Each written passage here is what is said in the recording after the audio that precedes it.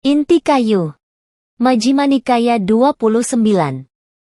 Pada waktu itu, Buddha berada di puncak Nasar bersama beberapa biku. Beberapa orang meninggalkan keduniawian karena merenungi lahir, sakit, tua, mati, dan derita. Mereka berniat untuk mengakhirinya. Akan tetapi, setelah meninggalkan keduniawian, ia mendapat perolehan, penghormatan, dan ketenaran. Orang ini memuji diri sendiri dan merendahkan orang lain. Aku layak mendapatkan semua ini karena kepandaianku sendiri. Ia mabuk dengan perolehan, penghormatan, dan ketenaran sehingga menjadi lalai. Seandainya ada seseorang yang membutuhkan inti kayu dan berkelana mencarinya, dan sampai pada satu pohon besar, lalu ia memotong ranting dan daun dan membawanya pergi. Ia mengira ranting dan daun sebagai inti kayu. Orang ini mengambil ranting dan daun kehidupan suci dan berhenti sampai di situ saja. Sebagian orang lainnya, setelah meninggalkan keduniawian dan mendapat perolehan, penghormatan, dan ketenaran, tak tergiur olehnya. Ia tidak lalai, tidak memuji diri sendiri ataupun merendahkan orang lain. Karena tekun, ia jeti memiliki sila yang baik. Namun ia menjadi lalai. Aku punya sila dan berwatak baik, sedangkan bhikkhu lain tidak punya sila dan berwatak buruk. Ia pun jeti menderita karena kelalaiannya. Seandainya ada seseorang yang membutuhkan inti kayu dan berkelana mencarinya, dan sampai pada satu pohon besar, lalu ia memotong kulit luar dan membawanya pergi. Ia mengira kulit luar sebagai inti kayu. Orang ini mengambil kulit luar kehidupan suci dan berhenti sampai di situ saja. Sebagian orang lainnya, setelah meninggalkan keduniawian dan mendapat perolehan, penghormatan, dan ketenaran, tak tergiur olehnya. Setelah memiliki sila yang baik, ia juga tidak tergiur olehnya.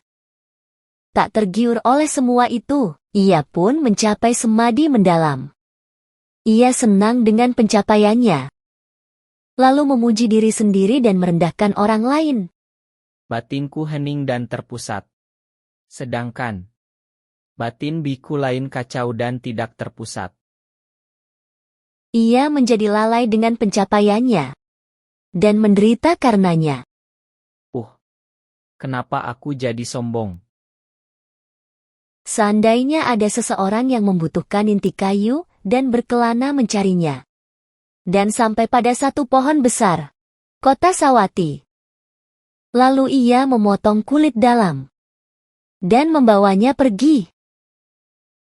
Ia mengira kulit dalam sebagai inti kayu. Tujuan untuk mendapatkan inti kayu tidak tercapai.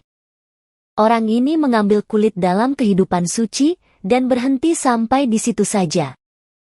Orang-orang lainnya, setelah meninggalkan keduniawian dan mendapat perolehan, penghormatan, ia juga tak tergiur oleh sila maupun lalai terhadap pencapaian samadhi.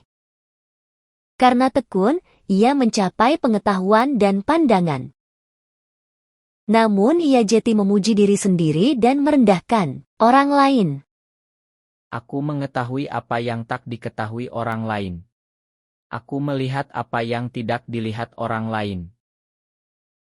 Ia mabuk dengan pencapaiannya dan menderita karenanya. Cukup. Seandainya ada seseorang yang membutuhkan inti kayu dan berkelana mencarinya, dan sampai pada satu pohon besar, lalu ia memotong kayu lunak pohon besar itu dan membawanya pergi. Ia mengira kayu lunak sebagai inti kayu. Orang ini telah mengambil kayu lunak kehidupan suci, akan tetapi berhenti sampai di situ saja. Beberapa orang lainnya, setelah meninggalkan keduniawian dan mendapat perolehan, penghormatan, ketenaran, tak tergiur olehnya. Ia juga tak tergiur oleh sila maupun lalai terhadap pencapaian samadhi. Karena tekun, ia mencapai pengetahuan dan pandangan. Namun ia juga tak tergiur oleh pengetahuan dan pandangan. Ia tidak memuji diri sendiri ataupun merendahkan orang lain. Ia pun menembus keterbebasan, akhir duka. Seandainya ada seseorang yang membutuhkan inti kayu dan berkelana mencarinya, dan sampai pada satu pohon besar. Lalu ia memotong hanya inti kayunya saja, dan membawanya pergi. Tujuan kehidupan suci bukanlah untuk mendapat perolehan, penghormatan, dan ketenaran. Bukan pula pencapaian sila, samadhi, ataupun pengetahuan dan pandangan. Keterbebasan pikiran yang tak tergoyahkan yang merupakan tujuan kehidupan suci. Inilah inti kayu, inilah tujuan akhir. Kisah ini diambil dari buku Alegori Buddha, Cerita Kiasan dalam Tipitaka, pengarang Handaka Vijayananda, penerbit Ehipasiko Foundation. Terima kasih telah menonton video saya.